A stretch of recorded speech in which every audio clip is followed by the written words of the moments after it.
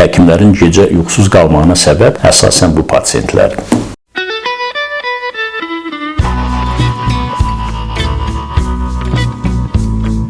Həkimlərin ən çox gecə yuxusuz qaldığı anlar xüsusən təcili cərrahiyyə ilə məşğul olan bu cərrahlara aiddir. Təcili kəskin travmalarda, təcili tibbi yardım bölmələrində məşğul olan həkimlər bu insanlarda travmanın müraciət etdiyi zaman bəlli olmadığı üçün, yəni gecə saatlarında da və s. işləyən zaman bu yuxusuzluq deməkdir. Amma bu məsələnin bəsit tərəfidir.